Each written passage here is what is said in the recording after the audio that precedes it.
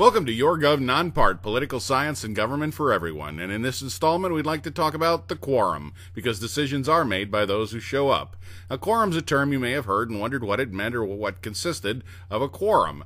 Well, very simply, a quorum is the minimum number of officers and members of an organization that have to be in attendance, have to be physically there in order to conduct the business of the organization in a valid or legal manner. And this depends largely on the rules of the organization. The rules, or sometimes the actual law, constitutes what is a quorum within an organization, and this differs from organization to organization. In the United States Senate, the standing rules of the Senate say that a quorum consists of a simple majority, or 51%. The same is true in the United States House of Representatives, where a simple majority, 51%, or 223 members, can actually conduct the business of the House.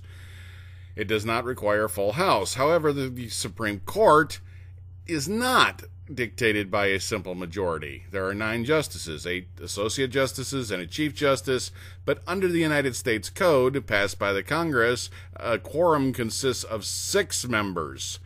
Therefore, a majority would be 4. A majority of the quorum would be 4. So therefore, in theory, 4 members of the Supreme Court can pass judgment on the constitutionality of a law or on the merits of a case before them, and not the 5 of the total 9 that you might have normally thought. It is legal to have a quorum conduct the business, and therefore a majority of the quorum to pass that judgment.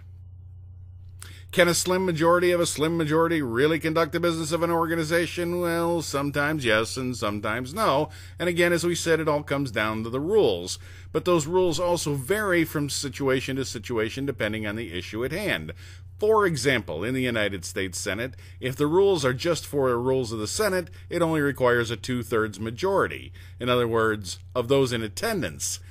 So 2/3 of 51 is 34, but other issues which are not rules of the Senate, it requires a 3/5 majority of the entire Senate, or 60 members. An example of this is a cloture motion to end a filibuster. Now, there is a situation called the call of the House. Under Robert's Rules of Order, and this is used in the Senate, they can actually empower the sergeant-at-arms to go and compel members to the floor in order to reach a quorum.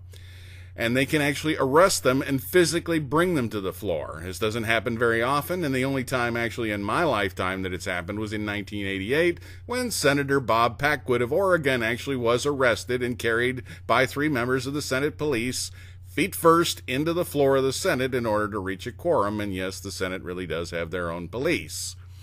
Now, in different countries, what constitutes a quorum varies vastly from one country to the next and between different organizations within that country. But an example here, the British House of Commons, only 40 members, but it must include the Speaker, are required out of the total 650 members of the House of Commons to conduct the business of the House of Commons. So it can vary very much from one country to the next, as you see the difference between America and England. We'd like to thank you for watching this episode of Your Gov Non-Parts issue on the quorum. We'd like you to pick subscribe above if you would. You can find us on Facebook. Please feel free to leave comments in the comments section below. Don't forget to rate this video. And as always, thank you for watching.